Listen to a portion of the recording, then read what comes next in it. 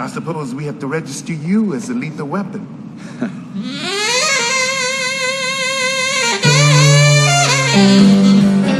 Hey, what's up, guys? I hope you're all having a fantastic day. I have a fun video lined up for all of you in my attempt to create any reason I can to talk about movies from one of the greatest decades of all time. I have created this segment called 80s Movie Night to talk about all kinds of movies from that era, and I really couldn't think of a better film to start this series off with than Lethal Weapon from 1987. It's one of my all-time favorites. I had a great time rewatching it just the other night. It's probably close to the 100th time I've seen it in my life, but it's the first time I get to talk about it with you guys on the channel, so let's get into it.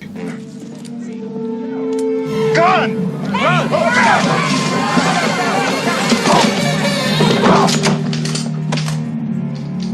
Raj, meet your new partner.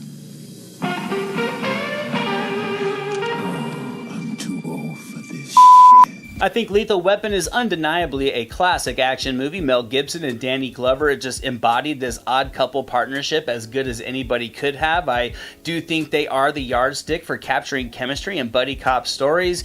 Richard Donner's direction was grounded. It was very raw, but it was in a very subtle way to just effectively pull the audience into the story and connect us all with these characters. The plot follows a pair of cops that are newly formed partners. One is a reserved family man hitting his 50th birthday. The other is a burnt-out narc officer with suicidal tendencies, but despite their differences, they're going to form a friendship and they're going to be thrown into a first case that hits very close to home. What stands out about this movie to me was the flip of the focus. Most often in action movies like this one, the focus would be on the action sequences and a lot of macho bravado and a serviceable plot that would just connect it all together, but I thought this one used a very different approach. It was a film focused on the two lead characters, very focused on building the backdrops and building the foundations to who they were and why they acted and felt the way they did, and it also spent a lot of time building that odd couple friendship to give it a lot of authenticity, in my opinion. There's no denying that Glover and Gibson were absolutely a major factor in pulling this off on screen, but still I think they were working with some surprisingly fleshed out material in the script.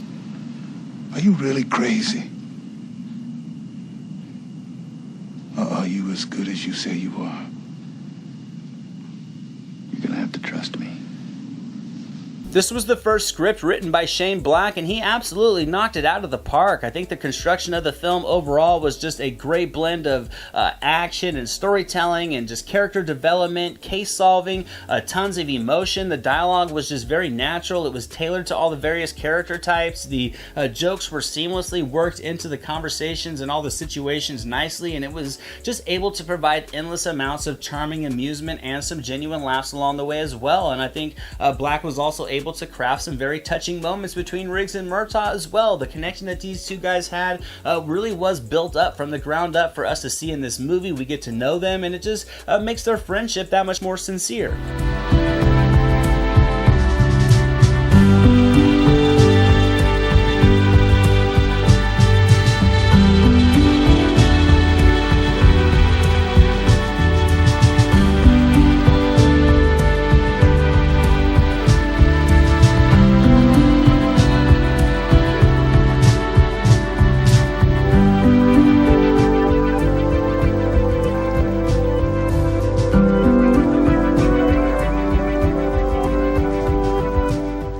Like I said earlier, though, the world-class performances from Danny Glover and Mel Gibson without a doubt elevated the material. They're both just perfect for these roles. They brought a ton of energy and emotion and effort into the characters. I thought their chemistry was just absolutely amazing, and watching them meet and grow to be friends in this film is a dynamic that I will simply never get tired of watching. I think Glover was just off a very good performance in The Color Purple. Gibson already had the Mad Max trilogy under his belt, but I think the charismatic performances in this film are what really pushed them both to global stardom.